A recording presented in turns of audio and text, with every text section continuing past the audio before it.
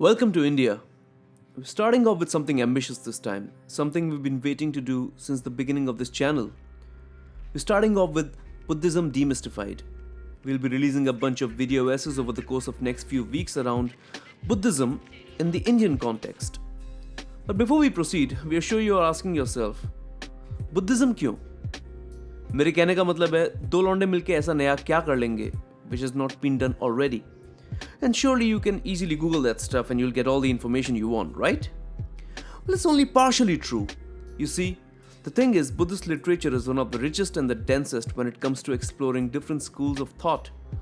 There's something for everyone. However, there are challenges that you'll be faced with immediately. Some of the biggest of them being, where the fuck do I even start?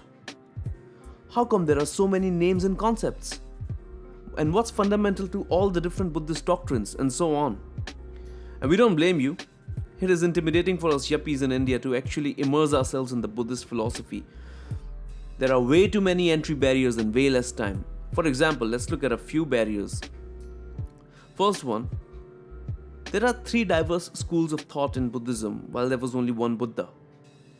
There is a vast and intricate genealogy of monks from each school of thought, and each has its own timeline spanning thousands of years.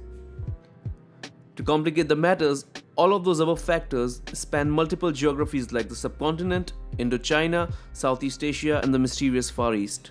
Apart from the entry barriers, there is a shadow that looms over modern-day Buddhism in India, and that shadow is of its estranged cousin, Hinduism.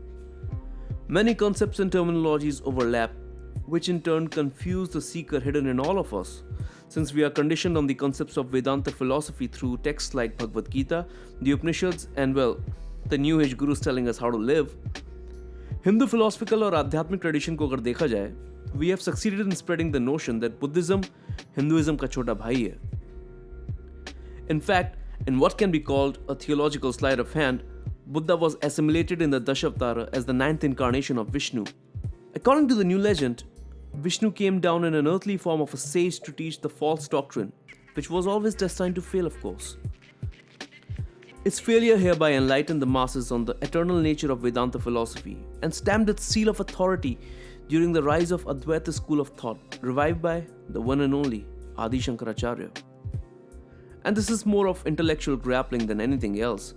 Shankaracharya was rumored to have defeated Buddhists all over the Indian subcontinent in fiery debates. And do you know what happened to the losers in these debates? Renunciation of religious beliefs and conversion to the opposing school of thought. As I said, it was more of intellectual grappling, and Adi Shankaracharya turned out to be Khabib. He made the others tap out. Such debates went on for a long time, with subsequent saints like Madhavacharya Ramanujan winning implicit theological wars. Buddhism, in the long run, lost out. Therefore, it is but natural that the true meaning of the core of Buddhist thought is distorted over time. Its decline has always been inevitable, especially when the Buddha himself predicted that his teachings would go extinct 500 years after his death. It's such a pity. Why? Well, let's take a look at our lives in India today. If our spendings on gurus and self-help books are any indicators, then we are devoid of true meaning and purpose. Work is getting to all of us.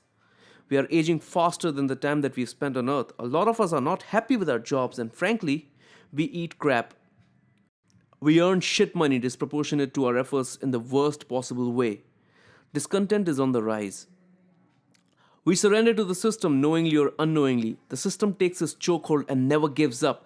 We slave through the week, we wait feverishly for the weekend, and then we spend the weekend happily drunk. Not before long, we are back into the grind, waiting for the next weekend. The system works well, at our expense. We are unmoved, aimless, and what's worse, we may not even be aware of these problems until realization dawns on us too late.